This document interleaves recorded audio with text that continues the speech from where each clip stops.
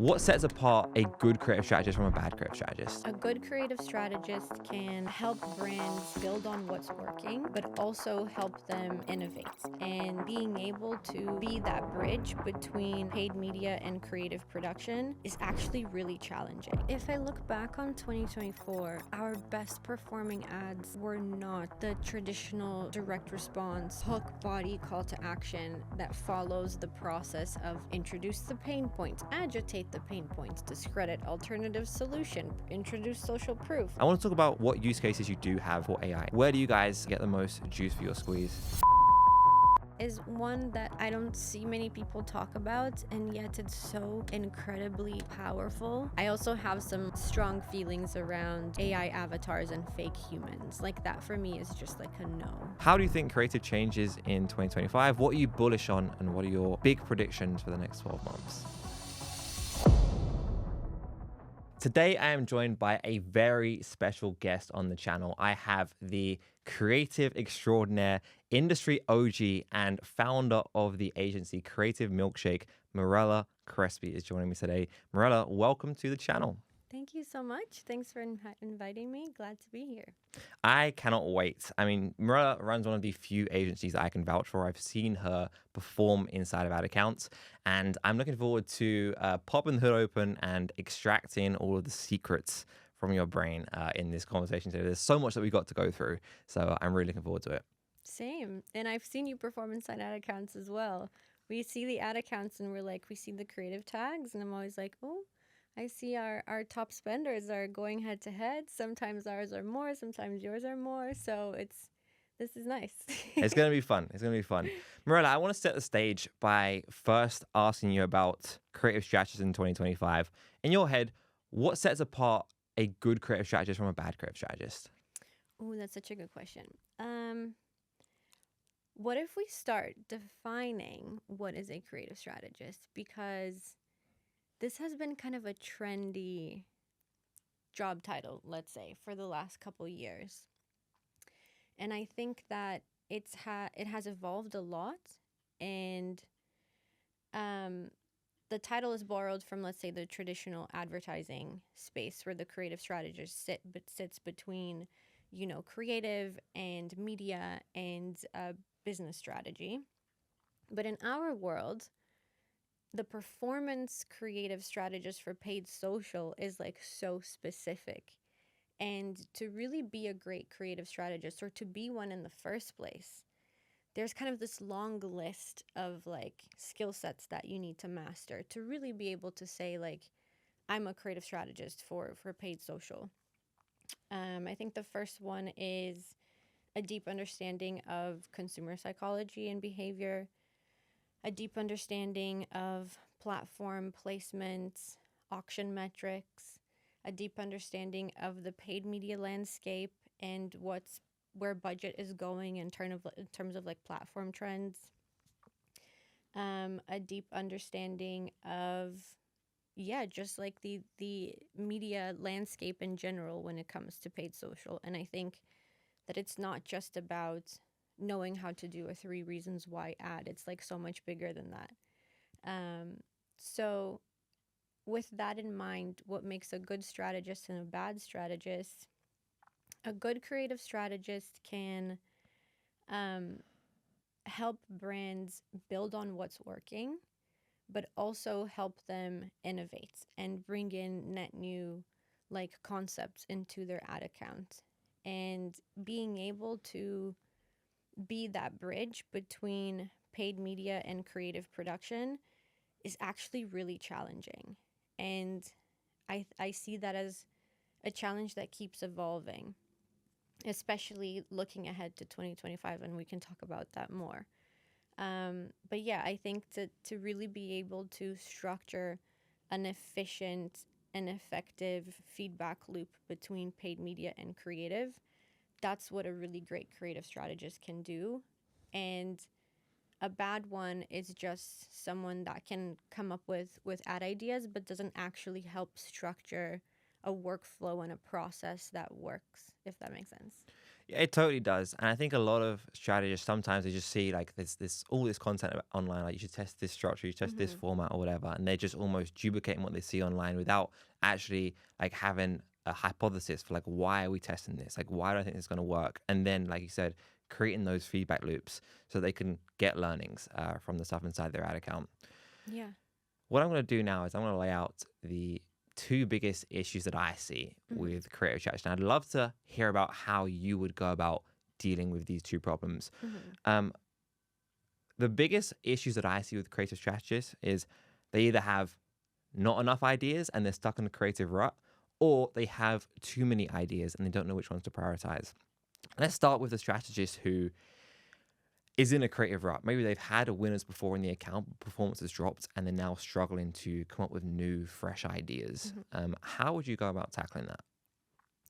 So when you don't know what kind of concept to go for, messaging, ad type, there's like a few different things that we start to like tick off our checklist. So first, understanding the target audience. So doing research um, in comment sections. GigaBrain is a tool I absolutely love that like scours through Reddit threads and really gets like, real human conversations talking about real problems. That usually tends to spark some ideas. Customer reviews in like, it doesn't even have to be your product specifically, but just like similar product categories on Amazon. Like, look for the ones that have a lot of reviews and just see what people are saying, what they like and don't like, reasons why they buy. That usually inspires some like messaging. And then organic, like TikTok is a great search tool for just searching a certain term and seeing what kind of content people create around that topic or that product category. That usually kind of then connects the messaging with some visuals of like how you would piece that together. Um, and then your classic competitor research. So, like, understanding from a higher level perspective, looking at an entire brand's ad library and seeing what kind of concepts are they testing? Are they testing hooks? Are they like focused on a certain product but targeting many different audiences through different like pain points, different reasons why people would buy the same product?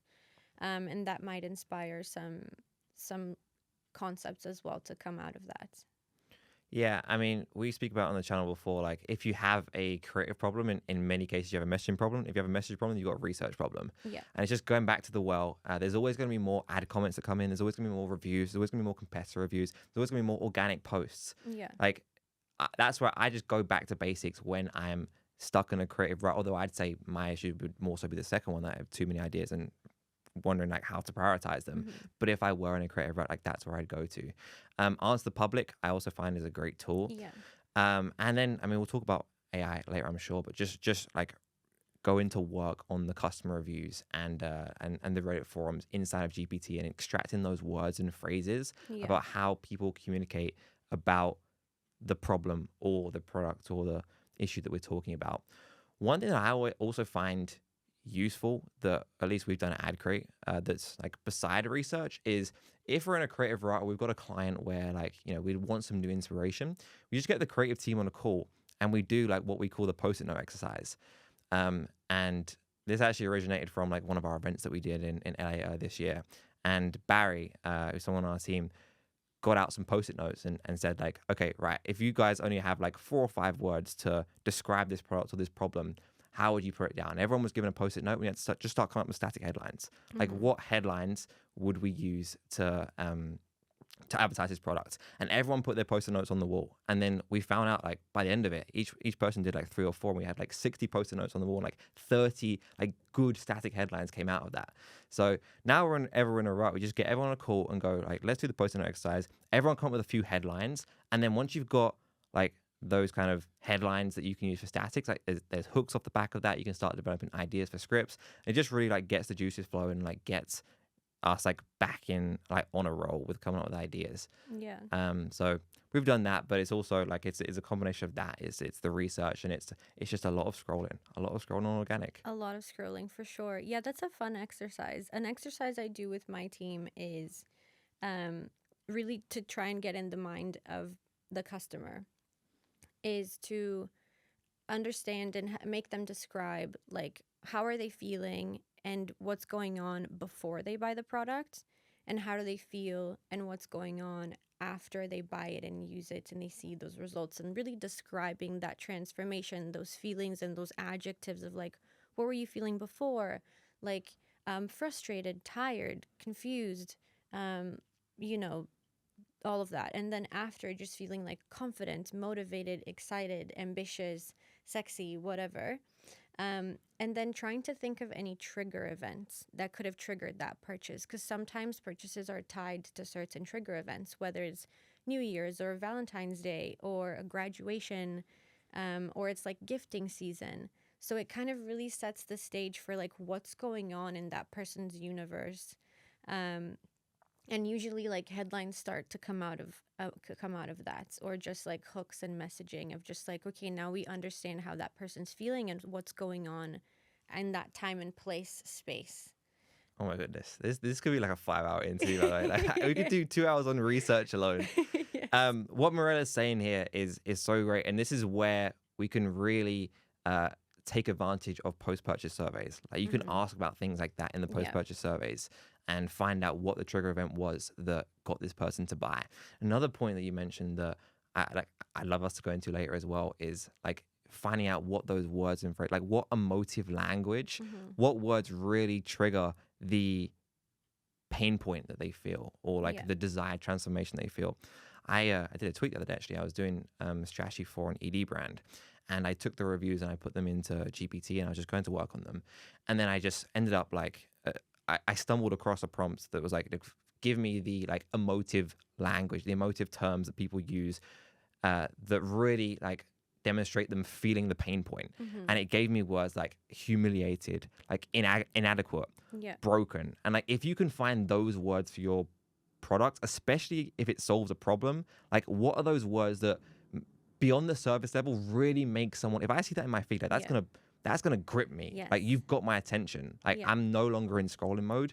You've got, like, I'm listening. If I have that problem and I see like I felt humiliated in front of my girlfriend, or like what, like that's gonna get my attention. And that's a beautiful thing, because it all comes down to the same human emotions. Like the same thing came up when I was doing research for a female wellness brand that targets women going through menopause and what happens to their sex life after they go through menopause, where there's so many changes in their bodies, and whether it's like they're dealing with discomfort and weight gain and all those things, where they lose that intimacy with their partners and their relationships struggle because they are no longer able to like feel connected to their bodies. And it's like that thing of like, I feel broken is the same, and like I feel distant from my husband. And it's like, yeah, you're selling like, you know, a CBD oil or like a pleasure gel, but it's just like, it's that true human emotion feeling that whether it's a man struggling with ED or a woman going through menopause, it's like, it's the same.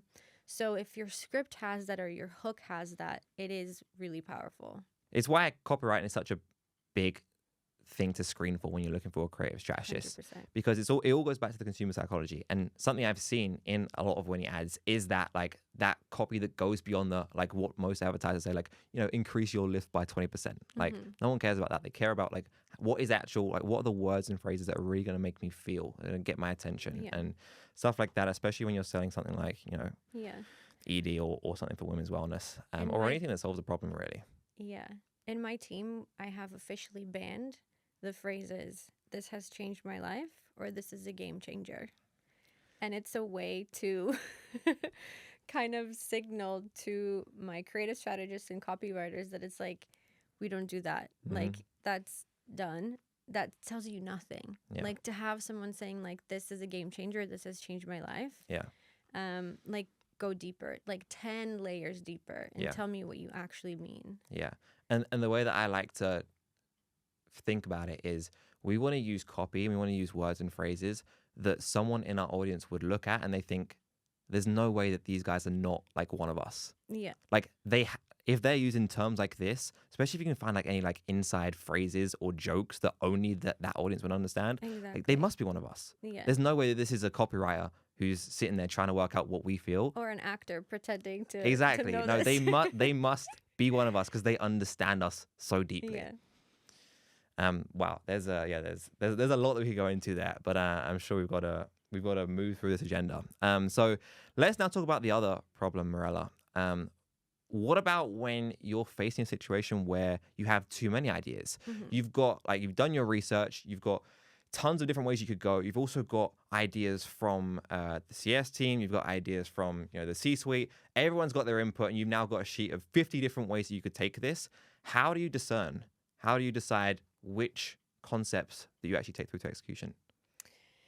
That's a really good question. So that's when you need to have a close connection to whoever is inside the ad account that you're creating these ads for. Because I see this happen often where there's that disconnect between the creative production and the paid media team. If they're not in the same company, if it's like one's internal, one's external, etc., there is that disconnect. And what happens is either the creative agency will be over delivering creatives and there's just so much waste, and there's not that understanding of what is actually going to make an impact in the ad account. And first is understanding the account structure and how that account is managed and set up and run. For example, we can be hired to, like, whoever's in charge of hiring the creative agency, we'd be like, we want 10 new concepts with 5 hooks each. But the reality is the media buyer managing their ad accounts, the way that they structure it and they distribute their budgets and they set aside the creative testing budget is they're only going to test 1 concept per week, because there are media buyers that manage the account like that.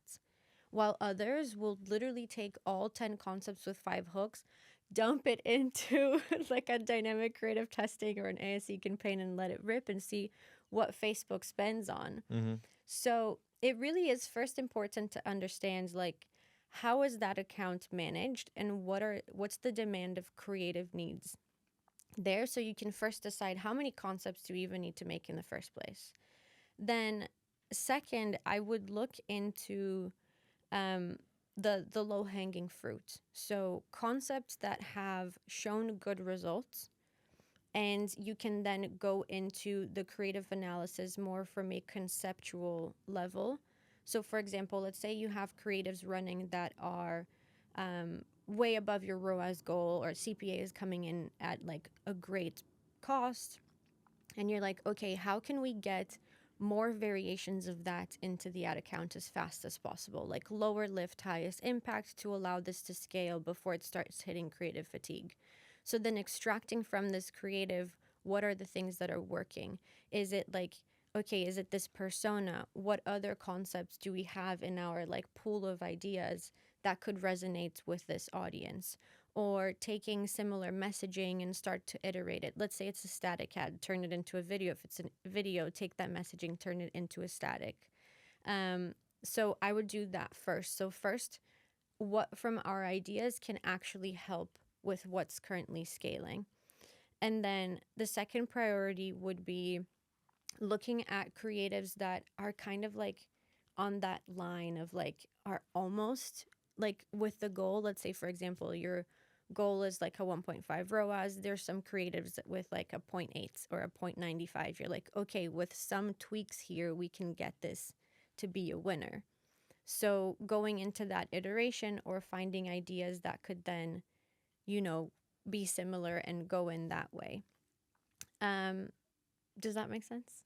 Yeah. Keep going if you got more. But Yeah, I would kind of prioritize it that way, because not all of the ad spend should go into creative testing, right? That's not the most efficient way to do things. So I first would be like, how can you support with your existing ideas where the scaling budget is going, and then what makes sense to prioritize to kind of test next, and always learning from what's currently working. And also, so like trying to feed um, creatives into the audience that's converting, but also trying like bigger creative swings and like net new concepts to try and unlock newer audiences. And that's how I would go about sorting which concepts and ideas to go first, and then how many is really determined on how the ad account is structured and how much it spends. Yeah, I love that answer, and to solve for a lot of the solutions that you that propose there, I'm going to put in a plug for Motion. I think that that taking like whether it's taking different angles or different audiences or different emotions and like segmenting them into motion reports Hmm. really gives you so much information about what's working and what's not, rather than just saying like, oh, this is the ad that spent the most in the last 7 days. Yeah. Like looking at, okay, like we've got 5 different core audiences that we're speaking to. We've got 3 different angles that we're talking to. These are the ones that are performing best, and then you can use that to inform. Okay, like when we talk about, for example, for the Perfect Gene, which is a client we both worked on, like are we talking like to the slimmer guy who's looking for the aspirational like aesthetic build? Are we Hmm. talking to big guys? Oh, when we talk to big guys, like that's where the majority of the spend and the better efficiency is going. So I might use that if I've got 50 ideas and 10 of them are speaking to big guys. They would be high confidence concepts to me. Yeah. So I think it's really important to use that kind of data to inform which ones are higher confidence. But at the same time, we don't just want to be testing the things that we are high confidence on. Like as marketers, I think one of the best traits that a marketer can have is also the ability to test against your own biases. Yeah. Like 100%. there are so many ads that I have, like our team has made and I've approved despite me thinking that it was not a good ad, like objectively. But I said, like, I don't think this will work, but like, comma, Hmm. let's still run it. Yeah. And then it goes on to become one of the best performers in the account. So Yeah. it's a combination of like things that you feel good about, things that are backed by data, but also things that are maybe bigger swings or just things that aren't bigger swings, but you don't have that much confidence in. But that's a small proportion of the concept you're testing, but they could go and perform the account. Yeah. So two things came to mind while you were saying that. So the first one is Motion. Love Motion. Have loved them from day one. And like I've been in meetings with like client, brand team, media buyers where we have literally Motion open and we're having these brainstorming sessions, and the client is really adamant on like it's a hair care product, and they're like, no, our target audience, we need to use more blonde actors and content creators because highlighted hair is more damaged, and that's really like our core audience. Like we're talking about um, repairing damage and helping with hair growth and thinning hair and stuff. And I'm like so confident that like blonde was our go-to, and we're briefing for like casting and future ads. And then we pulled up Motion, and we had tagged the creatives with the hairstyle and color of the talent in the ads: blonde, brunette, redheads, curly hair, straight hair. We're like, let's let the data tell us what the truth is. And like the lowest CPAs and highest conversions were coming from brunettes and like darker straights hair. And we're like, no, this is actually your audience. And it's not the kind of analysis that you would do. You would be like, how do I fix this? And like in terms of like hook rates and CTR and like, conversion rates.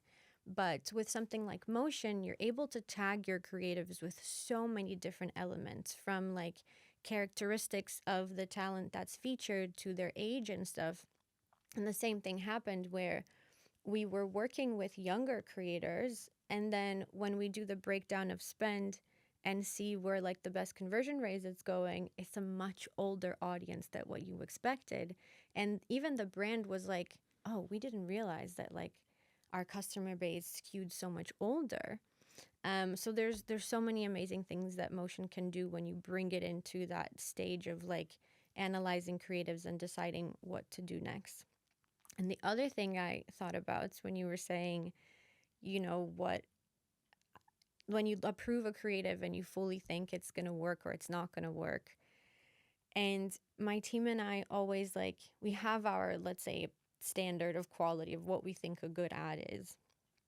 But we like to be wrong, and I love to be challenged. And a lot of the times when we work with brands, and it's something I actually recommend doing, is like a lot of brands have a way to source external content, whether it's like influencer and UGC marketplaces and platforms and source just a ton of content.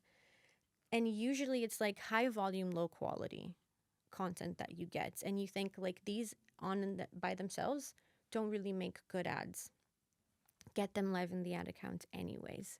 Just take all of those assets that you get, that you play that video, and it's like a terrible video with like showing your product in a bad light, and it's just a weird voiceover, and you're like, no, I need to edit this first before I can set it live. Set it live anyways. Just like put them all together with like a reasonable budget and let Facebook decide what it's going to spend on, and you'll be so surprised that like the weirdest, ugliest clips sometimes just start to get spent, and you're like, what is happening? Like, this is actually really terrible. I would never, one, make this myself, two, ever approve this, but there's something here. So then taking that piece of content and turning it into like a hook, or like trying to extract some learnings from it, is very interesting as well. So I think that's something I try to tell myself all the time. It's like, it doesn't have to be perfect. It doesn't have to be like a textbook good ad. Sometimes you're going to be very surprised by what's going to work. Yeah, absolutely. And this is actually a good segue into like sources of content and how maybe the bigger brands think about it. Because one problem that you can, like one issue you can run into as a creative team or as an agency is that if you have, like, you can develop your own style, or like you don't want people to be able to tell this is a creative milkshake ad, or this is an Adcrate ad, or this is a insert brand X ad. If you train your team in one way, they will habitually make content and creative like this. Whereas, like you said, sometimes it's the ugliest stuff edited on CapCut by like some person who has no idea of marketing or psychology or video editing at all. So how would you recommend bigger brands go about like sourcing different types of content? And I guess we'll get onto the creative quality versus volume debate after that. But like, how should brands be looking at their different content sources in 2025? I will say what I observe and learn from the biggest brands, biggest vendors on the platform, and how they structure their how they build their creative machines. I was talking to a friend from Meta, Gil, and we were kind of having that discussion of like, how do you build a creative kind of machine? And the best way to describe it is like a river of ads that kind of goes into your ad account. And this river has many different streams. I think the best brands have a really strong in-house marketing team that owns their brand and their assets. So they are the ones putting out their beautiful branded graphics and their like big budget like production influencer PR collaborations, getting featured on publications, working with celebrities, whatever. So that's your in-house team. Then ideally your in-house team also has a really good way to source UGC content at scale at an affordable way. Like however you choose to do it, through micro influencer collaborations or platforms or whatever it is, but just having that content bank of native first content. And then working with creative agencies like us, because creative agencies like us, by these brands, were perceived as like they can bring a fresh perspective. They can challenge our, way of doing it in house. So the reason why brands come to work with us, for example, a lot of the times it's like, here's what works for us. You can take your spin on it. Or they're really more looking for something they can't do themselves, whether it's like a podcast ad or a street interview ad or a completely different creative style that they haven't tested before. And every agency has their own, like you said, like their own unique take on it, like their different perspective, their different method of scripting and editing and sourcing content. So at the end of the day, what you get, it is quite unique. And when we get to analyze ad accounts, we do see that the biggest spenders have their in-house content that they produce, and they have multiple agencies that they work with delivering creatives, in different styles. So I think it really is about orchestrating the system where you have different streams of content to build your kind of like river of content that is feeding your ad account. Yeah. Yeah. So if that's what works for the big brands, I wouldn't necessarily say like if you're sitting here right now and you're watching this and you spend like 20K a month and you have a freelance Yeah, creative no, that's not strategist. gonna work. You have a freelance creative strategist and you maybe have like you're shooting some founder ads and the strategist is making a handful of concepts a week. Hmm. If someone is listening to this and they go, okay, great, that's the goal. Like that's what we want to get to. Hmm. What can I do today? Like where can I look to get new creative in for my brand, spending 20 to 30K a month, and we only really have one source currently? Or Hmm. should I just be scaling with this one strategist? Um, I mean, so if you have a creative strategist that is super familiar with your brand and understands your ad account needs really well and is going at it with the intention of, like I said before, like what can I do to support the campaigns that are scaling to be able to create more variations of that with a more iterative way, or like how am I going to help them unlock new audiences with like net new concepts or whatever. So I think it's first about briefing and scripting really strong ads, and then finding creators that can work for you more as, and that's just my preference, as actors. So I prefer to source not people that see themselves as micro influencers that want to retain their own style and personality. So, for example, if you send out a brief for a product and this person's like, oh, this doesn't align with my brand, it's like, that's not what I would need you for. You know what I mean? Mm-hmm. We're not doing PR with like influencers. I'm not hiring you for your brand and your audience and your reach and your credibility. Literally need you to be an actor in this ad. And I think a lot of these independent content creators don't fully understand that.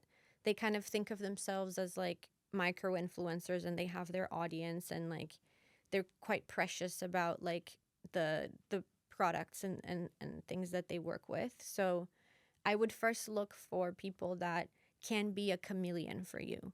That you can send them a brief and be like, okay, so for this project, you are an exhausted mom of two looking for a better way to get your energy in the morning. Maybe the next brief I'll send you, you are like a fitness like girl who like hates feeling bloated after drinking her protein shake, and they will fully understand what you're asking of them. Um, Building relationships with these people so you can consistently send them briefs, because it's so hard to, every time you have a new brief, having to like vet and figure out who's going to actually deliver. So it's much better to have like a handful of vetted creators that understand what you're hiring them for, um, so you can more consistently get the content that you need. Yeah, absolutely. Love it. And I would echo the same thoughts. Like we use a combination of actors and creators. Mm-hmm. We don't have a studio like you guys. But yeah, I think there's definitely pros to having actors that don't necessarily think of their brand when they're making it. Though Mm-hmm. then again, like sometimes actors find it more difficult to do the ugliest style of ads.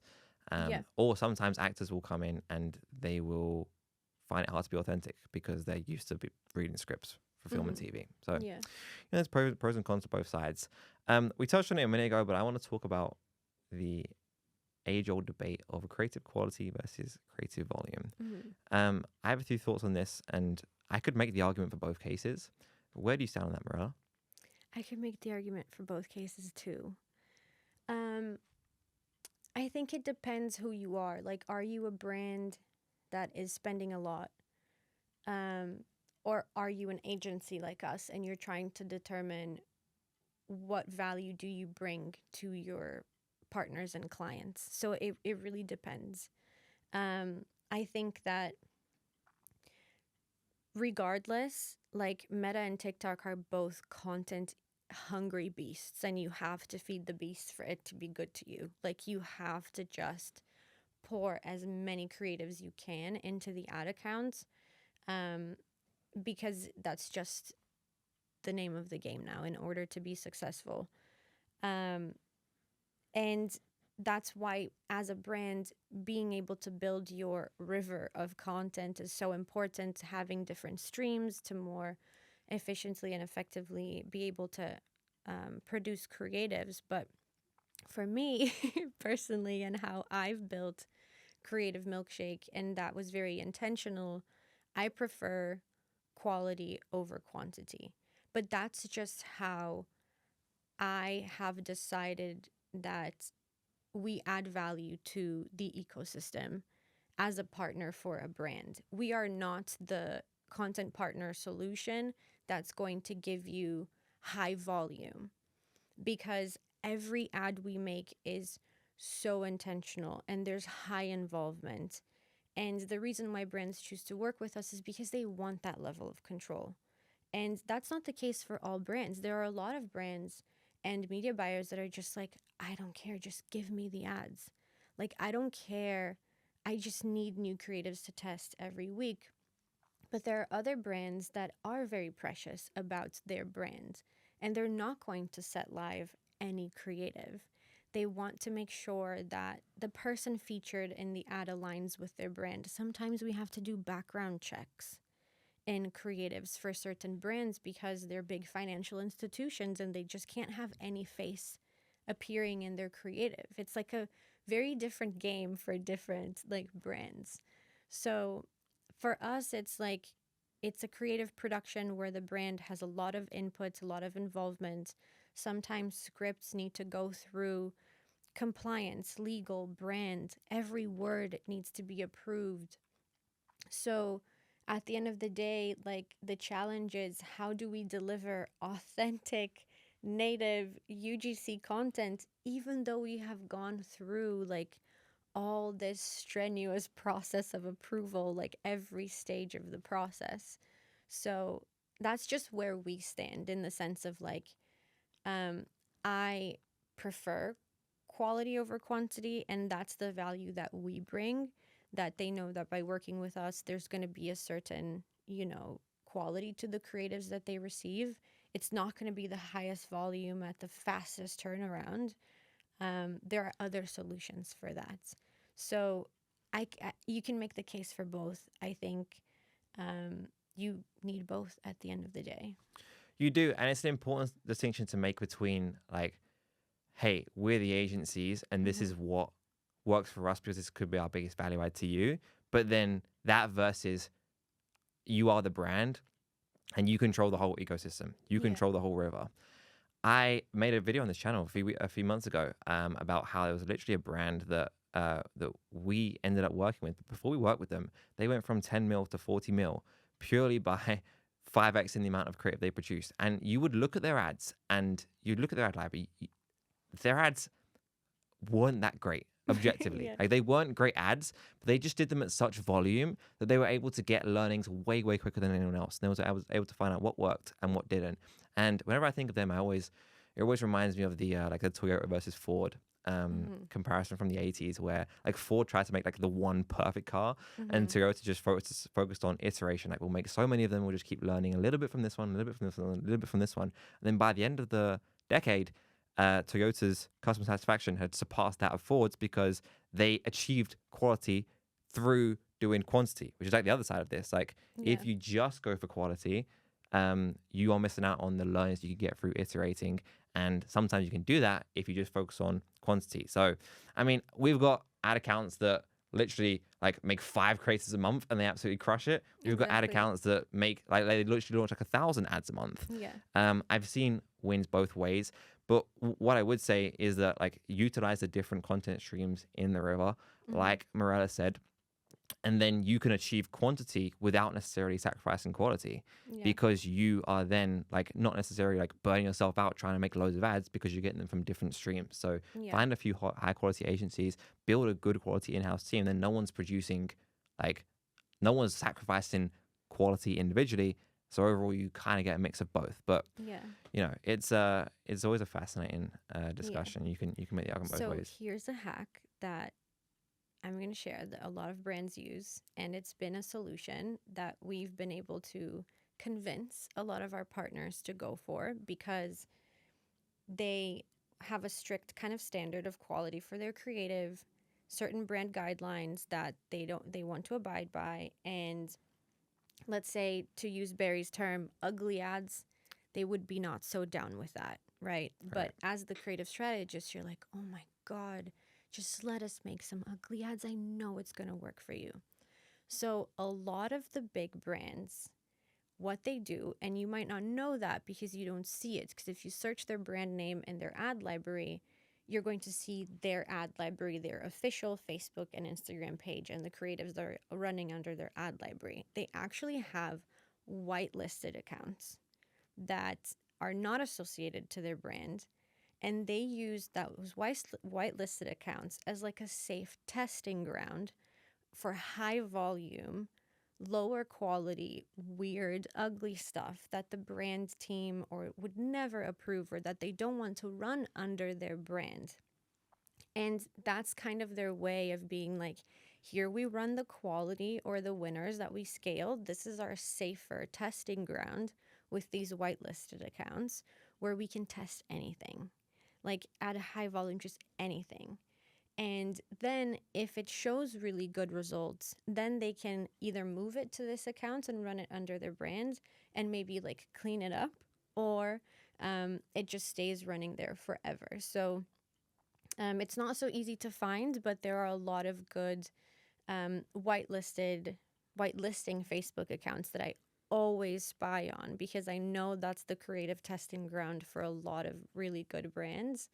And you can see them testing a lot of weird stuff there that like you would literally never see under their main page.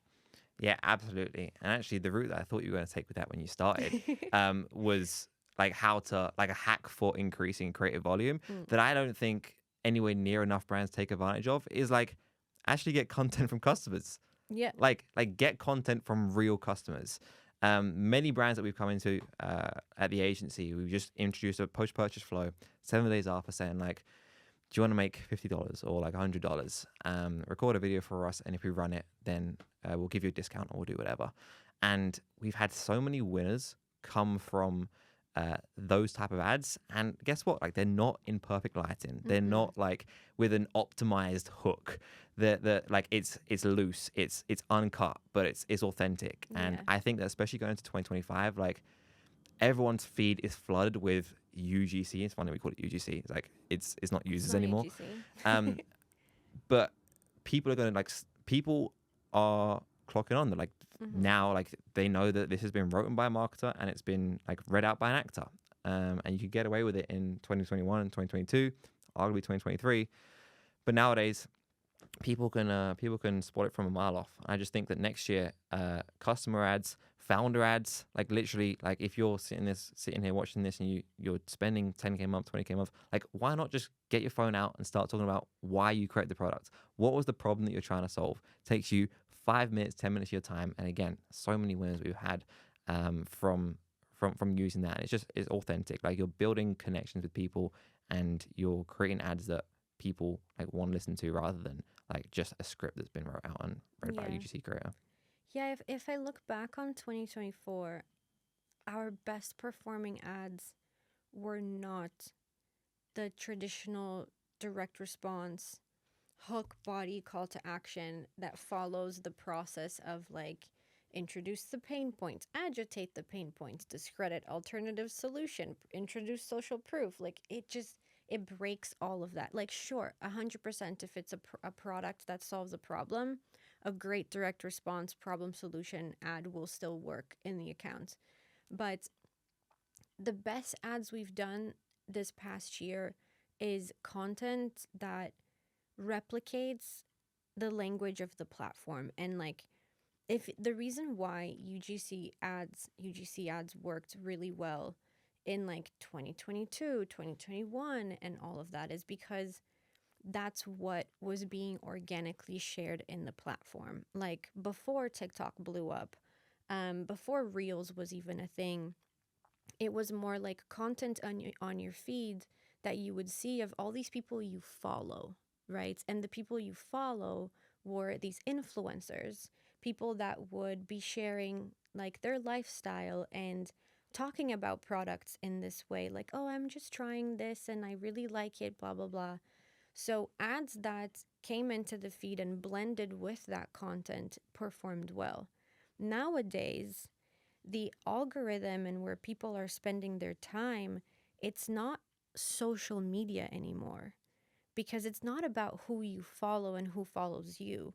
When you open TikTok or you open Reels, it's a discovery feed. It's based on your interests. It's you barely see your followers' content. So in this discovery feed, it's like funny stuff, like entertaining stuff, educational content, it's memes, and the ads that or sound based stuff, right? Like a sound trends and someone creates content around that sound. So the best performing ads we've created this year replicated that. It's a comedy skit, it's a meme, it takes a sound and we create content around it. It's a podcast interview. It just literally replicates what is naturally in the discovery feed, if that makes sense. Yeah, I mean that's interesting that like that's some of the best ads that you've made this year. Like I was very similar actually now that I think of it. Like one of the best ads we made this year was for licorice.com, one of the best performing ads. Went for licorice.com and it was uh just a bunch of guys and girls standing around a table doing an authentic taste test. Like it wasn't actually meant to be an ad, but Mm-hmm. like they were everyone was testing it. We had a bunch of creators and actors and then everyone was taste testing it for the first time, and someone said, oh, why don't you record this? We recorded it, and it's an ad that's now spent like multiple six figures inside the ad account. So if is creating ads that make people think that like, oh wait, there's no way that can be an ad. Like that Mm-hmm. doesn't look like someone would like orchestrate something like that. Yeah. And if you can capture that and do something that feels like it should be on the organic feed, like those are the type of ads that I've seen like that go in scale and spend six figures, multi six figures. Yeah, same. Like one of the good ads we've done this year is for a cybersecurity like software, and you think, oh my god, how am I Wow. gonna make creatives for this? This is very difficult. And um, we just came up with this concept where it's just the idea of like someone going around the office as if it was an employee of the cybersecurity company, and it's like making your team guess the cybersecurity term based on emojis, and like the emojis would appear, and it's like fire and a brick, and it's like firewall, and it's like malware, just based on two emojis, and that's so engaging and fun. Just seeing each person like trying to guess based on the emoji. Top performing ad Wow. for like this brand, and you'd think that like the other complex ads where they talk about like the problem solution and why you need like cybersecurity tools would absolutely win. It didn't. It was like this silly employee type content, which is something that I see on the rise as well. That as creative strategists, we should keep in mind. It's like EGC, like employee generated content, and actually seeing so many amazing company like ClickUp. Have you seen their TikTok I haven't, no. account? Oh my god, it's hilarious. Like it's like two people inside the ClickUp office, and they just like make the funniest content about like life in the company, or just making songs about like project management, and it's hilarious. Um and I see this trend on TikTok as well with these like new age brands, where like if you look back 5 years, e-commerce brands, they all had the perfect Instagram feeds, the like very aesthetic, beautiful grid. And now these brands that are born from TikTok, like Strawberry Milk Mob, it's like this massive bikini brand. You open their TikTok account, there's nothing about bikinis. There's just no photo of a bikini, but it's just the founder just being funny and showing the behind the scenes. And there's so many amazing brands that are blowing up and making millions and millions in sales by just showing the behind the scenes and their lifestyle and telling the story, because that's what people want to see, and the product becomes secondary. um, and I think that that's something to add to your strategy as well, um, going beyond just the founder video telling the story of that, but like is there a team behind that you can like show more of like the humans and the culture behind the brand? People want to see behind the curtain. Yeah. People want to see behind the curtain. And actually, that reminds me of one of our best performers over Black Friday. You mentioned EGC. One thing that we're going to try and do more of in 2025 is warehouse ads. Mm-hmm. Ads from the factory. I know High Smile do a lot of this. We've done it for a couple of our food brands and just showing them, like literally showing a POV with someone with a GoPro on their chest of packing an order. And like best performer spent 6 figures over Black Friday. Yeah. So people want to peek behind the curtains. Yeah. There's so many TikTok accounts that go viral of like people place their order and they want to see their order being packed. Right, this was it. It was a Like, comment response of yeah, saying like, "Can you show me? exactly. Can you show Yeah. my order?" So it was like order number. Da, da, It da. is so satisfying It's to really see your order interesting. be packed. Yeah. Yeah. And that's why I think it's so important to scroll through the feed. Really, doom scroll. Like Doom scroll every day. doom scroll every day. I want to get a hat that says professional doom scroller. I think that'd be very cool. Sometimes we'll create burner accounts. Like I have a food Instagram. I have a like a fitness Instagram. So like to really get in the head of our customers and think about what kind of content they're consuming, because we say that we're competing against our competitors for ad inventory. Like we are, like only a tiny bit. Mm-hmm.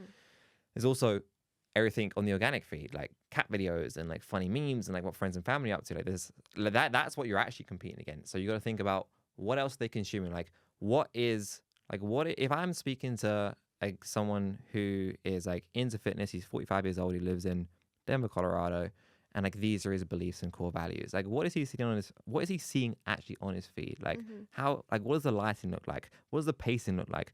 What is the edit on it? Is there an edit on it at all? Like what kind of captions and textiles? And then we've got to think about like how can we blend in to stand out? And that changes over time. Like you said, 2021, 2022, like it was a lot of UGC style stuff, but now like it's becoming more authentic and we really got to think about what people are consuming so that we can blend in to stand out. Guys, I'm going to interrupt this podcast real quick to tell you about Motion. Now, you guys know that I do not promote products on this channel that I don't use. I've actually turned down 5 figures in ad sponsorships this year for tools that I just don't use. I don't feel comfortable talking about products that we don't use every single day at Adcrate. So that's why I am stoked to talk to you about Motion, because it is something we use every single day. It's at the core of our creative testing, analytics, and research. Because a lot of times what I see with brands when I'm auditing them is that they don't necessarily have a strategy problem, they have a data problem. And what Motion does is it comes in and it really helps you visualize everything, whether you're a C-suite exec or whether you're a junior video editor. It's so easy for you to see exactly what's working and what's not working inside the ad account. Mirella, I know that Motion is something you use at Milkshake as well. What do you have to say about the platform? Absolutely love Motion. It's always the tool we refer to all the different stages of working with brands, whether it's during onboarding to do their like initial audits to determine what kind of creatives we should do next for them, to kind of learn and build on what's working, and then also during our creative sprints to review the performance of the creatives we've produced and delivered and help us inform our next round of briefing. So I don't know how people can do creative strategy nowadays without Motion. That's exactly the way that I feel. Like I feel like it's one of those products, like how do we function before this? Yeah. And I sometimes will work with brands that just have their way of doing it and they send us a spreadsheet and I'm like, I can't. I actually cannot. I can't deal with this. Yeah, absolutely. So if you want to make better data-driven decisions inside your ad account, then you need Motion. So click the link in the description to go and try Motion today and start making better decisions inside the account. I want to go back to a conversation that we were talking about earlier when we were speaking about data and analytics inside of Motion. Let's talk iterations. Yeah. So I'm in a position where I have found a winner and I'm looking to capitalize on that winner, but I don't know where to start. Where would you start? So we break up our iterations in different categories. So there's iterations with the purpose to help scale when you've found a winner. And you still perform your creative analysis, but it's more on a conceptual level. So what we were saying before, like observing the person in the ad, what age are they, what personality, like what characteristic that's winning well in this ad. Is it like a young blonde female? Is it like an older male? We were talking about like the personas for perfect gene. Is it the slim guy or the big guy? The messaging, the editing style, the voiceover, like you observe the creative from, like I said, a conceptual level, because you're trying to extract these elements to see how you can quickly iterate on those to pour these new variations into the ad account so that it keeps reaching that same audience with like similar messaging and so on. So you could take, for example, a winning script that's working and just shoot it with a different persona, see if that works. Or you can make small changes to like the hook, the body of the ad, make it shorter, make it a little longer, just so you have more variations on that level. So that's usually at what we call like the doubling down iterative method. So something that's working, how do you double down on that? Sometimes it's as simple as taking the winning ad, testing just different hooks for like the same kind of ad body. There's different ways of like doubling down on something. Then the other kind of iteration category is when you need to fix something. Um, that's less of a conceptual approach and a more like scientific, data driven approach. So that's when the creative is like almost at the goal, at the CPA goal, and you just need to get it past that line. That's when you go with like the scientific method of like analyzing like thumbnail retention, hook rates, hold rates, doing the keyframe analysis to see where the drop offs are happening, and like looking at CTR. And then you create your hypothesis for like, okay, if I can get this hook rates from 20 to 30%, then the CPA conversions are going to come at a lower cost. Or I just need to increase my CTR from like a 0.5 to a 1, and I'm going to do that by adding messages of urgency and scarcity or trying a new CTA. So that's when it's the very like scientific, data driven, picking out like specific metrics to make these like hypotheses about changing one variable of the ad, trying to impact one metric. I personally don't like that as much because, and that's something that I think creative strategists spend way too much time and energy on. And like, I've been in so many calls and creative meetings and we're just discussing, because you're just extrapolating. Like, you're just creating this hypothesis that like if you can get the hook rate to be this X% higher, or the CTR to be this much higher, like you don't know what's gonna Oh my happen when goodness, you yeah. actually get the ad live.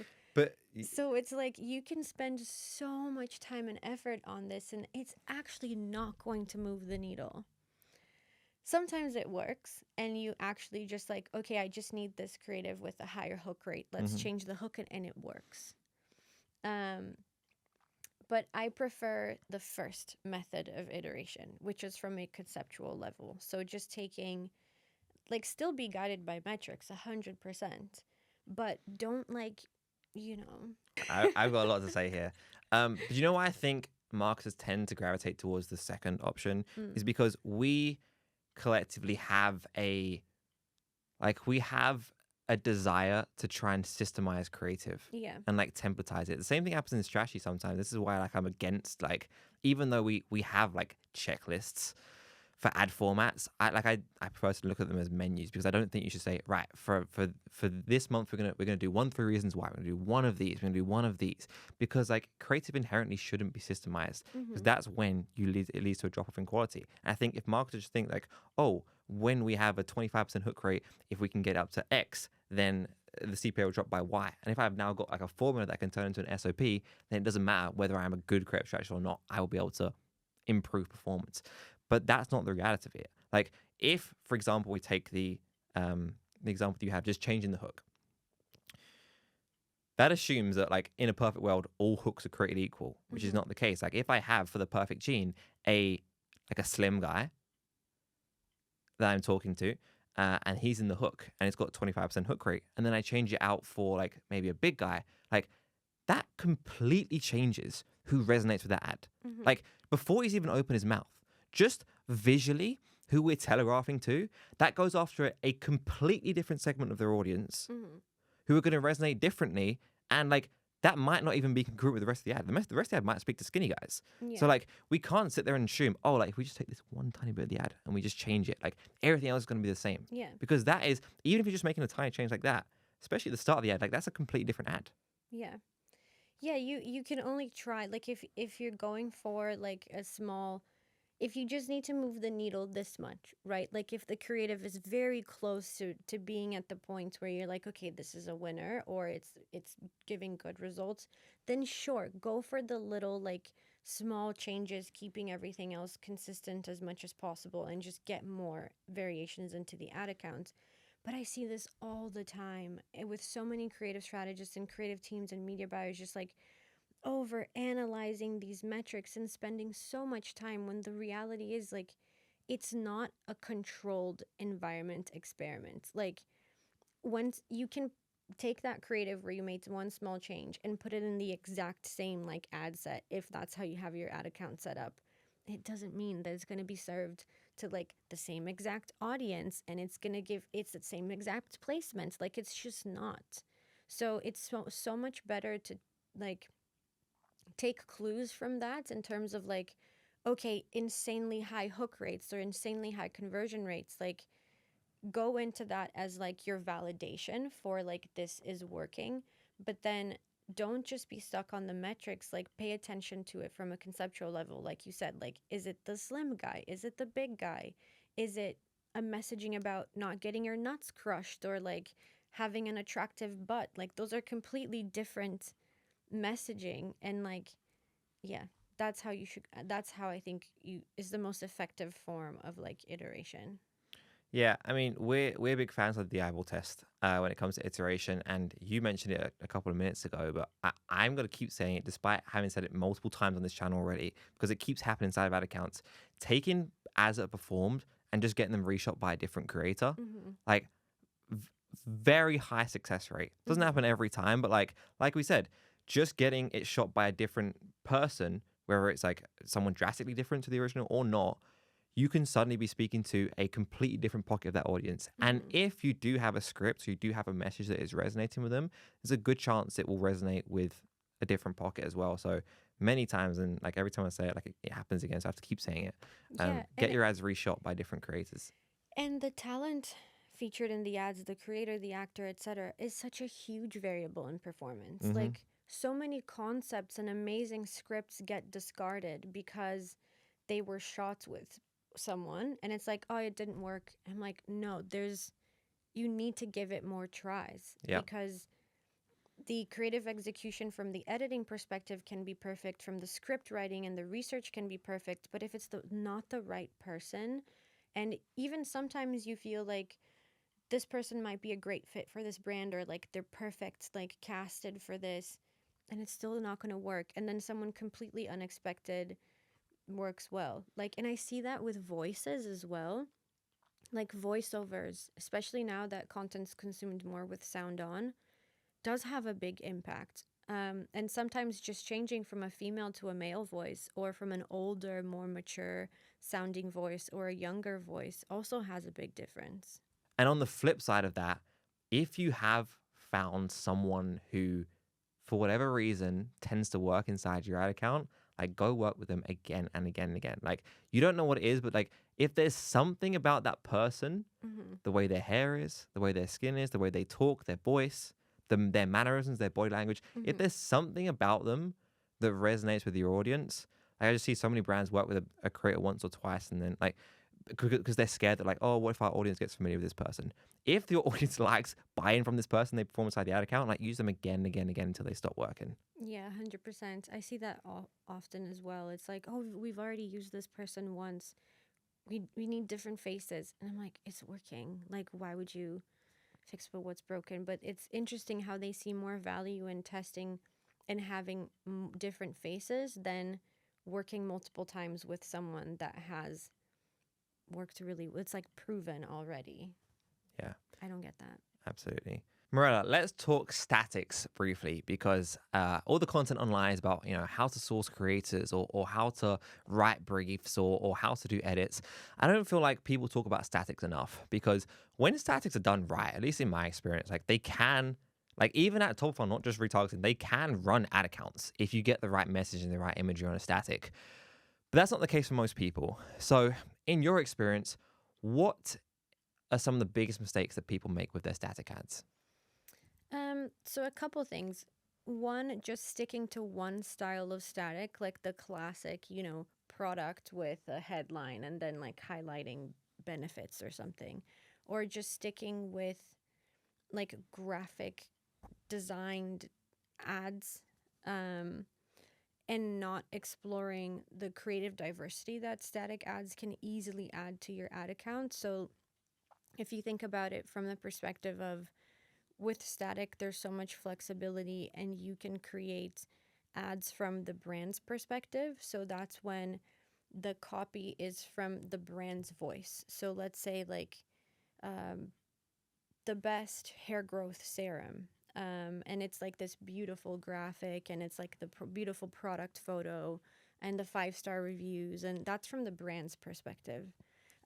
You can come from the user's perspective, which is the ugly native ads that are usually just an iPhone photo of something, a person holding the product or a post-it note or a whiteboard and the product next to it, or just just iPhone footage of that product. Um, or you can have the third perspective, which is the expert point of view, which is when you design the creative to look like it's or it is an excerpt of a publication. So it's when you see the like featured in Vogue and it's like a clip of the article. So with native, you can explore these three kind of sections and different points of view. And I think a lot of the times when you look through ad libraries, you see that brands are doing just one.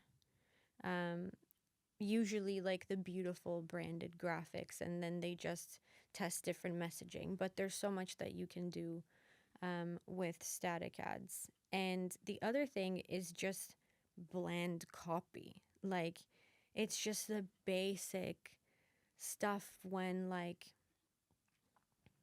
it's so it's actually really, really, really hard to write good copy for a static copy that is short enough where it's going to be like eye catching and concise, and punchy and funny or clever.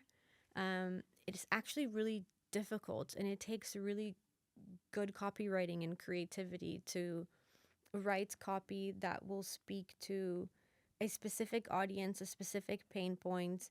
And usually we like dig for this in like comment sections or reviews is when you find the most, like what we were talking about before, like I felt broken, or like I feel like a balloon, or like these kinds of like very colloquial human language to describe the real pain that they feel, and just popping that on like a creative. Yeah. Yeah, absolutely. Two things came to mind while you were saying those things there. Number one, the brands that tend to just test one type of imagery and then just test different messages. That's an issue because, I mean, I learned this from Sarah Levenger, who I did a great podcast with a couple of months ago. So go and watch that if you haven't already. Um, we process images uh, thousands of times faster than we can process text. So that's the first thing that you're visually telegraphing to someone before they've even read the headline or before they've even read what you're saying, you're Mm-hmm. static. And if you've only got one type of imagery or one type of style, if that doesn't work for whatever reason because of the colors or the style, like the actual image you're using, if that doesn't resonate and capture someone's attention, it doesn't matter what the message is on there. Like you can Mm-hmm. test 1,000 different messages. Like you're not going to get their attention. You're not going to keep it. I think one of the biggest issues that creative strategists have with their static ads is the incongruence between the image and what is being said in the message. If I was to take an extreme example of this, like let's go back to the perfect gene because I feel like if you've watched my channel, I spoke a lot about their brand because we work with them a lot, and I spoke a lot about it on Twitter and LinkedIn, so many people will be familiar with them.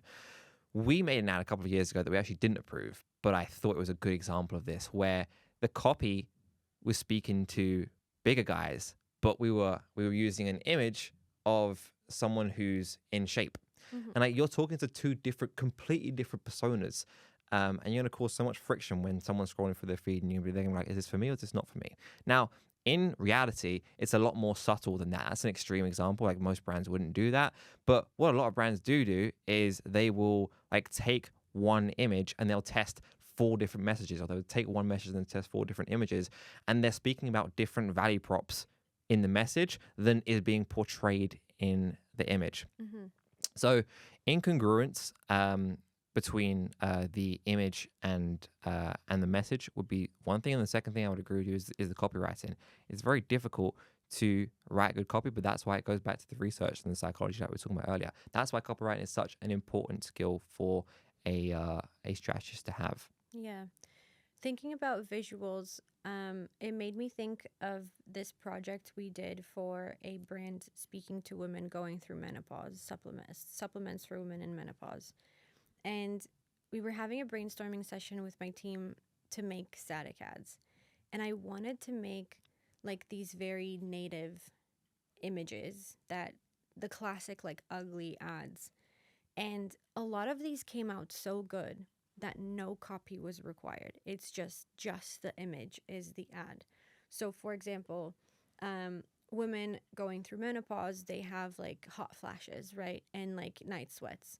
So we staged in the studio like a bed where someone would be sleeping, and put like water on her body, and she'd lie down in bed. So then when you get up, there's like the stamp of the person's body on the sheets, Mm-hmm. like wet. So it's such a striking visual, and you take a photo of that, and that's the creative, because you see it's clearly like it's someone that sweats so much at night that like their body shape was like imprinted on the sheets. The other visual was like inside a fridge, underwear, because it's like to cool off from like it's just such a like kind of shocking, controversial, confusing, funny image that doesn't even need like the visual processes in your brain, and you're like, I I especially if you're going through that, you're like, I resonate, instantly. It goes back to what we were saying earlier. Like if you can, whether it's through the message or the visual, if you can create like an ad that makes them feel like, oh, these guys, they're not just trying to get to me on the service level. Like they understand me so deeply and Mm-hmm. like the problems that I have, that they can put something together that resonates with me like this. Like they feel like, oh, they must be one of us. Yeah, It's exactly. not a business trying to advertise to me. Yeah. On the topic of copywriting and training, because it's a very difficult skill to train. We always say at Adcrate, like we'd rather try and hire someone with the technical skill of copywriting and teach them the technicalities of strategy rather than vice versa, because it's a lot easier to do that. 100%. Yeah. How do you go about training a team? Like how do you, from a business perspective, Yeah. go about taking a strategist who's good, but you wouldn't say is a great strategist? How do you get them there? It's just time. Like it's just time and practice.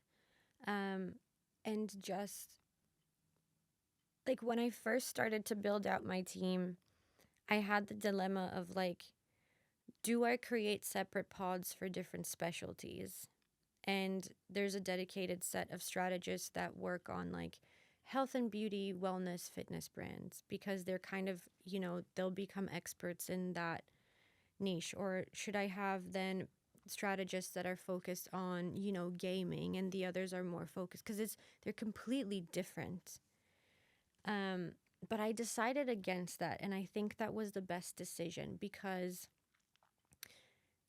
a strategist that can take any brief for any product or service or app, doesn't matter, and they just follow the same process, because the process is the same. It's like the research, it's the developing concepts, it's like crafting the messaging, it's like scripting lines and visuals that will, match the platform it's being created for, that will resonate with the audience.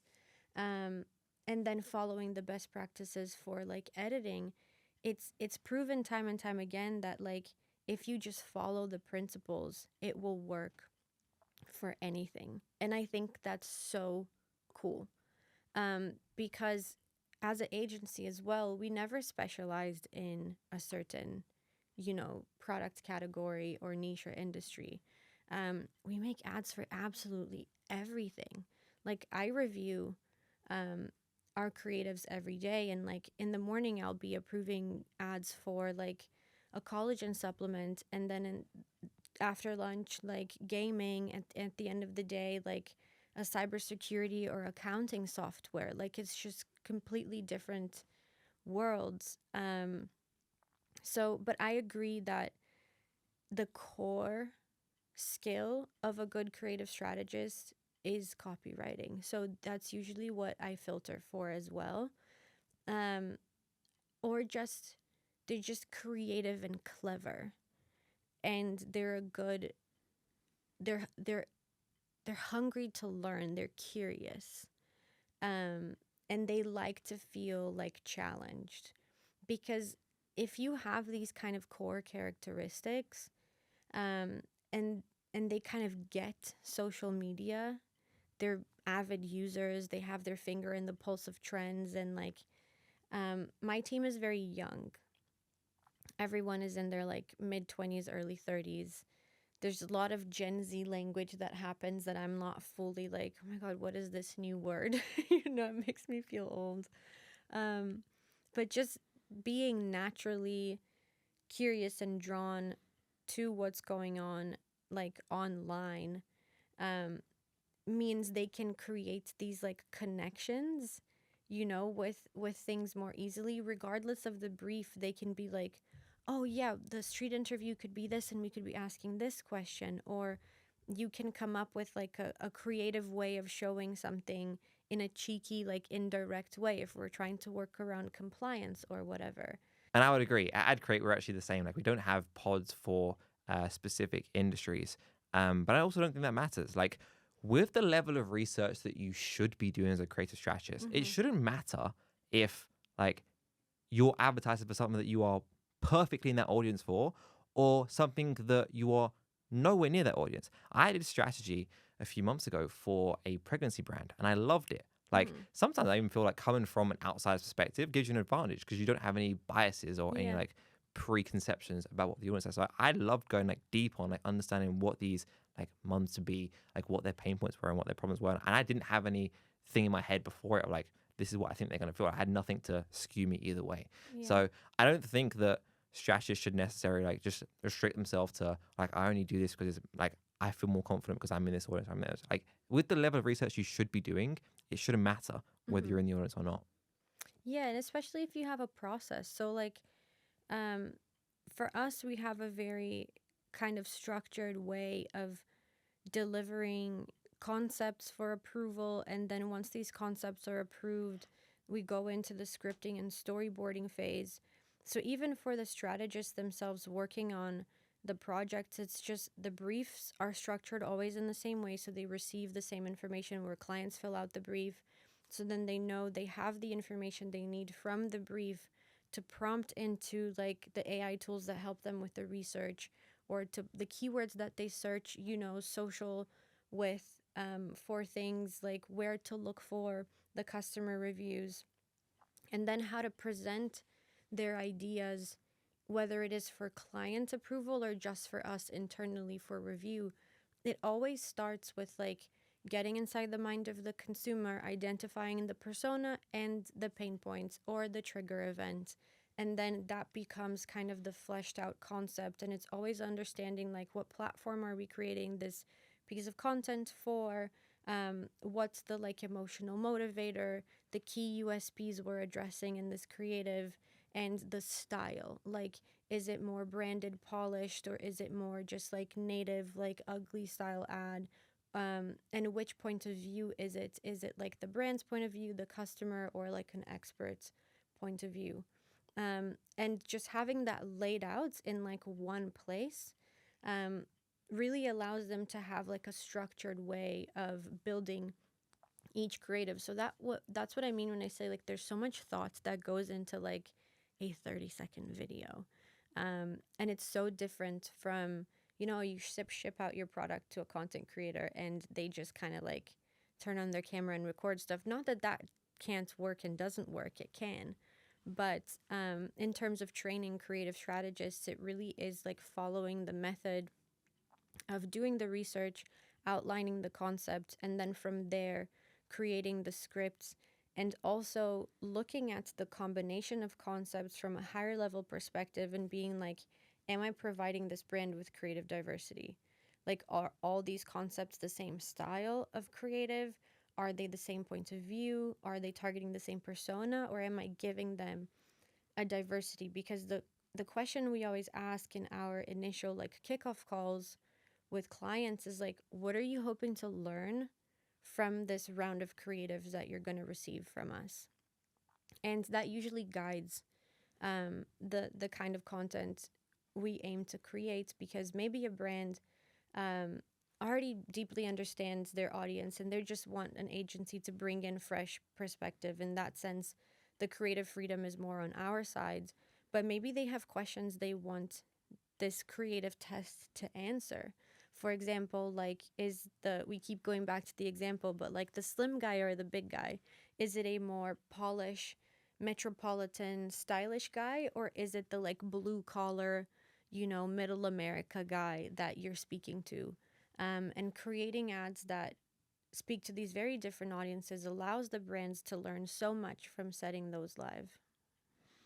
Yeah, absolutely. I love it. Well, Mirella, you mentioned AI, so now we've got to talk about it. We do have to talk about it because I'm very curious to hear how you guys use it at Creative Milkshake. First, I want to ask you, because I heard you answer this question in a previous podcast. I think it was about 18 months ago. AI for creative strategists, overrated or underrated? I think my answer remains the same. I think it's overrated and overhyped for how people talk about it online, whether it's on like Twitter and LinkedIn and it's like, comment now to get my guide on how to like use AI or whatever. But underrated for what it can actually do, because it's hasn't been out, let's say, for that long. And once ChatGPT rolled out, it was so clear to me that it's like they kept the UI so simple on purpose. There's a little like text box that you can input your prompt with not many like toggles and tools, because it's so powerful and there's so many things that it can do that you need to introduce it first with just the simplest form possible, so people can understand what it can actually do in kind of this more like controlled environment. And I think that if you see all the other tools, they're very the like ChatGPT or Perplexity or Claude or whatever, they all kind of follow the same structure. So what is available to us as users now, in terms of like the user interface, it's so simple and doesn't represent how powerful these tools actually are and what they can do. And these features start like rolling out and we're starting to like become familiar with them. So I think it's underrated in that sense, that we have no idea how powerful they actually are and the real life applications, but it's just going to take time. Like, as humans, we have to figure out how this works and how we can use it in a very controlled experiments, because it's actually crazy and scary how powerful it is. And I don't really understand. I think not many people can grasp and understand from a very high level what can actually happen. Sometimes you see articles in the news of people being like, trying to regulate it from a like security perspective, for what it can do to humankind. So from that perspective, I think it's underrated. But if we're talking about our little humble ads and how we can use it for our creatives, I think it's overhyped a bit. And I also have some like strong feelings around, for example, like AI avatars and fake humans. Like, that for me is just like a no. It's like a gray ethical area that I'm just like, I don't want to use fake humans in my ads, but I use AI in many other ways. Like AI voices I'm okay with, but Hmm. not like fake humans or like avatars of humans that you just prompt them to say the lines you want, you know. Let's talk about this then, because that's something that we have used in Hmm. some rounds, and something that we've had top performers of AI avatars Yeah. speaking about problems. Now, where I think it's a little hairy and like where I wouldn't go to is when you're making I statements. Like I think it's unethical to state like I've used this and Hmm. I've lost 30 pounds. Yeah. That's not true. I personally don't have a problem with like a third person narrative. If you're saying like, you know, Right. this licorice has 42,000 5-star reviews. I Hmm. don't think necessarily. I mean, I think it's gray area, but I don't think it's unethical because it's not incorrect.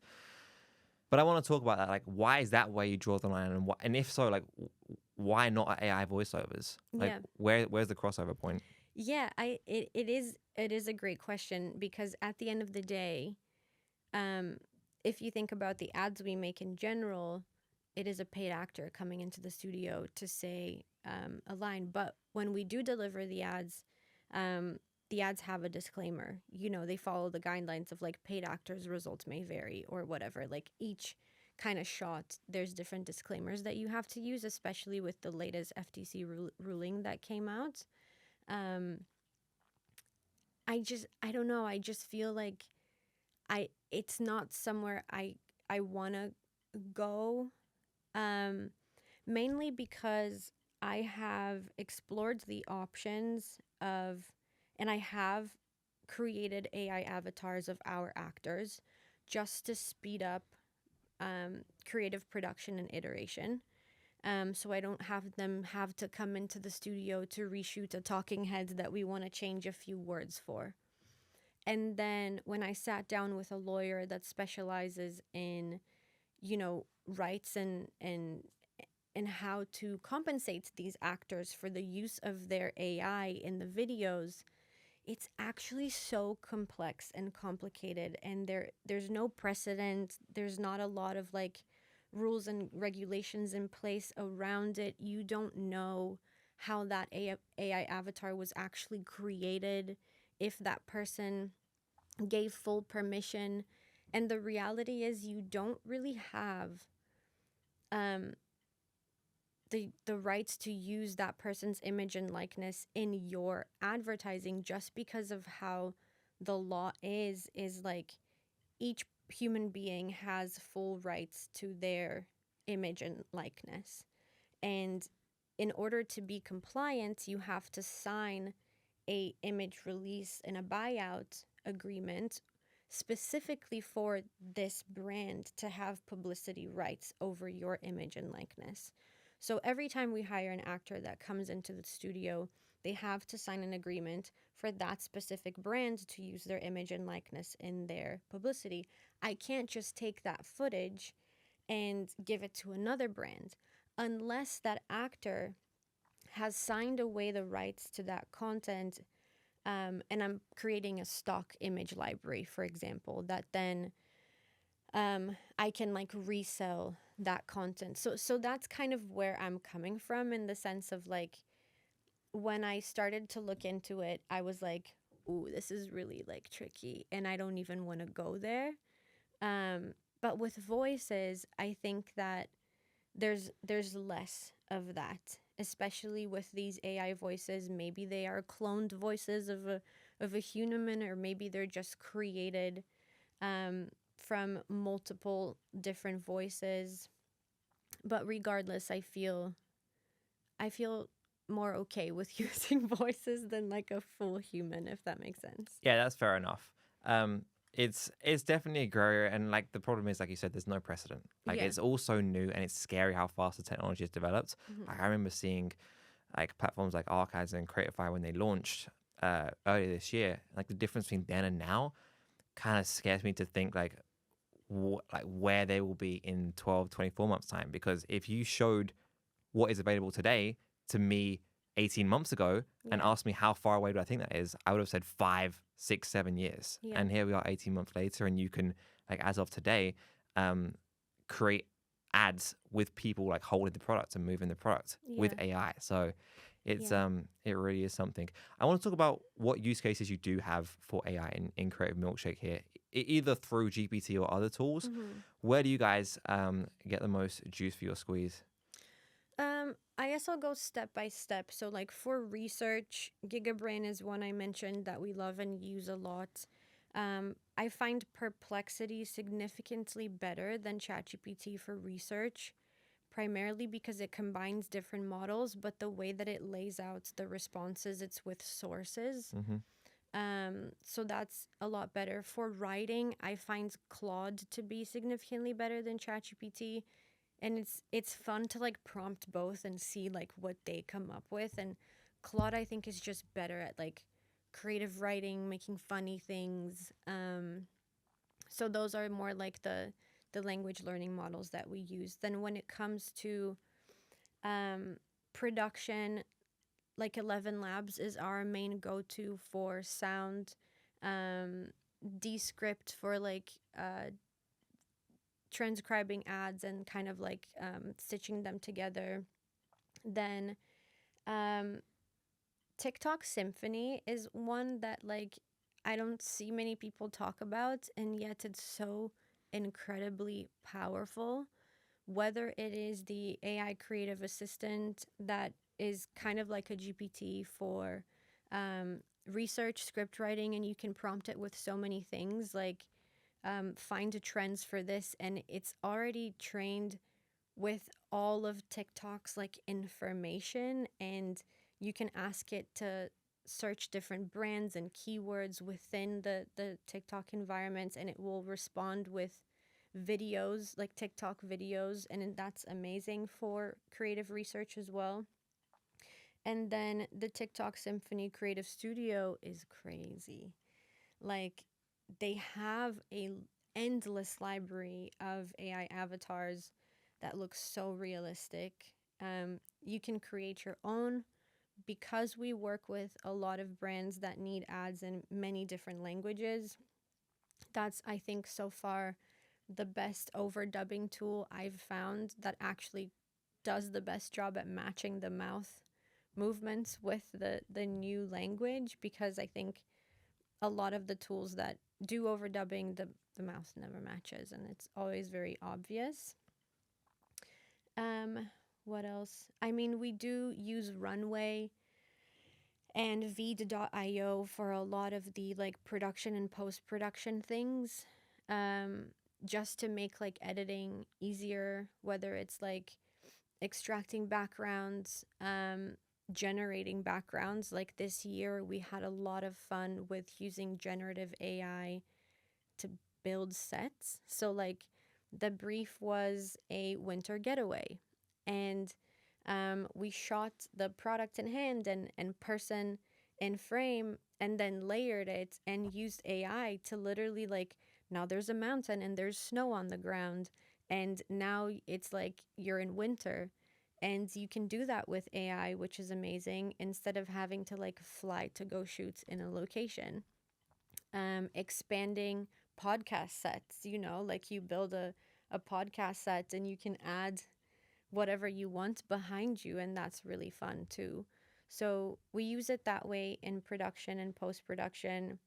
um, Pika Art, I think, came out this year, and um, it has so many cool effects, whether it's like the crushing and cutting into cake and expanding, exploding.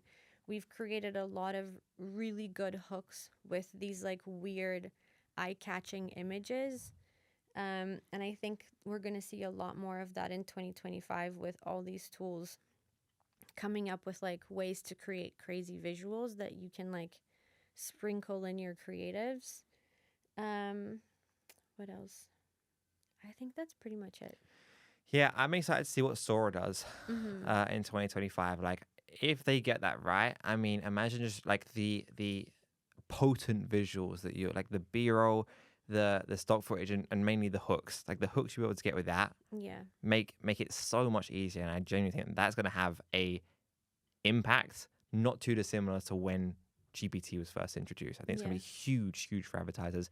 You mentioned about creative writing. Have you tried the new Gemini out of interest? Gemini I 2.0? haven't, not yet. I would give it a go. Okay. I only started using it. I don't know when it came out, but I gave it a try last week.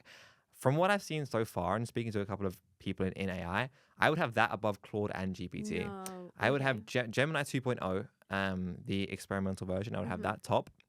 I would have Claude second, and I'd have GPT third. But I mean, split test them Okay. I'm gonna and test see. them when I get back to the office. Please do, and let me know how it goes. I guess the only other thing that I'd say with GPT is that I always get the question like what's what prompts you have for this or what prompts you have for that? Like what's the magic prompt? Like what's the magic prompt that's going to turn me into a great creative strategist? Mm-hmm. And like in the day, like there is no like I can give you my prompt list, but like there is no like one magic prompt that's gonna solve all your problems or help you put out great ads. At the end of the day, like it's the person operating GPT or whatever tool you're using. You Mm-hmm. just got to learn to basically treat it as an intern.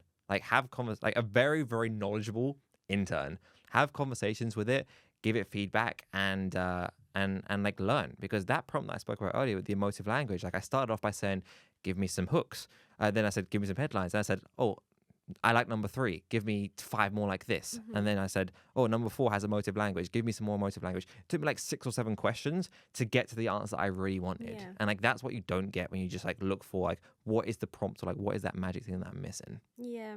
I like to do as well is like use your chat for each, whether you want to group it by industry or creates for a specific brand, so that every time you're prompting it's like accumulating the learnings.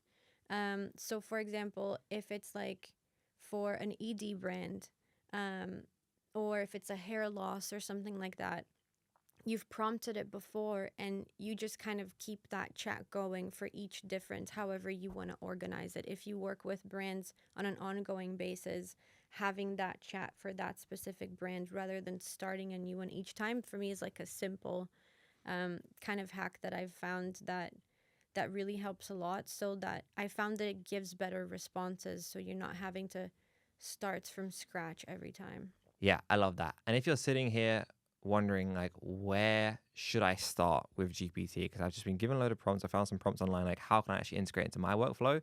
When I started using GPT, I just literally listed out every single thing I do manually Mm-hmm. and thought about how to turn it into a prompt. Like I had a spreadsheet saying like first I go through the reviews and then I look for phrases and words and I list them down and then I go through Reddit forums and then like and all of these things that are research, because research at the end of the day is just collating information and then processing it. Mm-hmm. And if that's the case, like 90% of that can be turned into a prompt. Yeah. So list down everything that you would do manually and then just turn them into prompts. And like that's a great starting point for integrating GPT into your research. Well, I would be remiss if I did not ask you about some 2025 predictions in Mm. creative, Mirella. Before we wrap up, how do you think creative changes in 2025? What are you bullish on and what are your big predictions for the next 12 months? I think sound is going to continue to stay relevant. I think not many brands are tapping into the power of sound and taking a sound first approach to creatives. I think Reels is going to continue to grow and perform as a placement.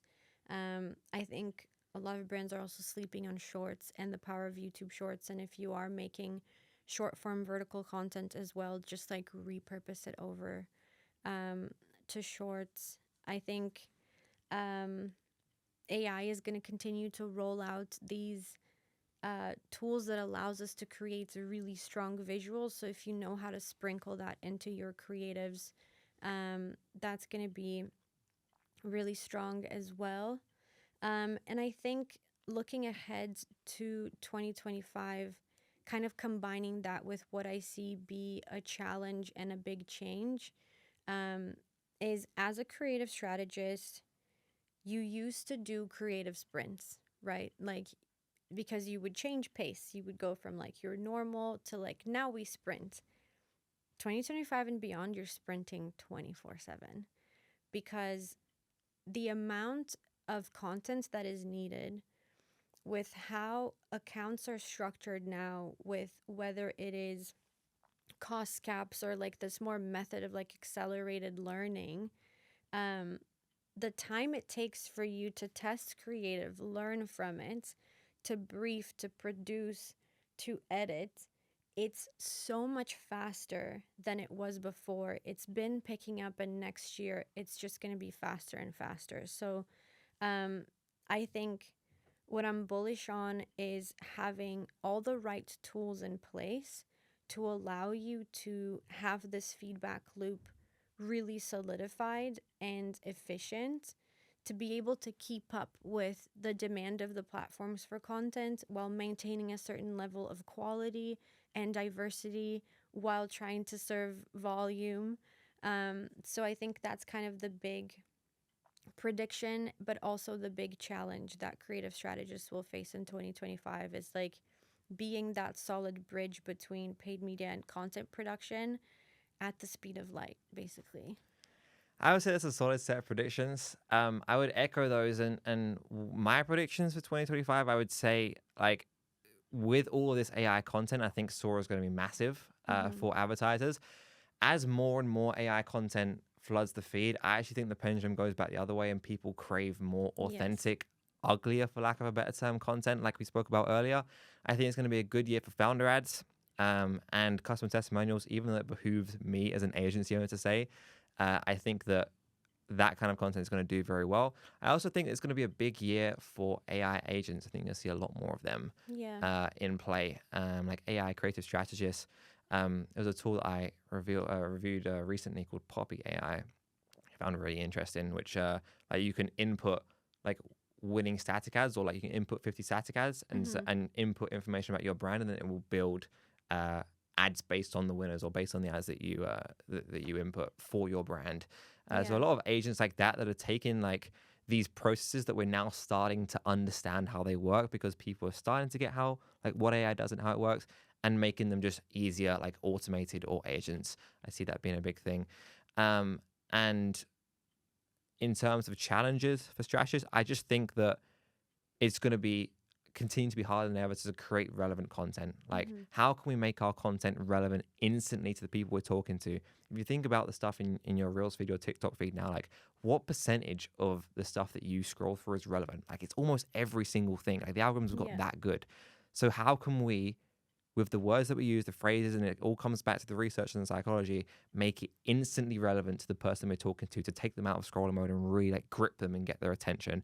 And that's going to continue to be a massive challenge for strategists. Yeah, 100%. And tools that allow you to analyze creatives in a modular way, um, using AI to like sort through and tag your content. Like Uplifted is one of them.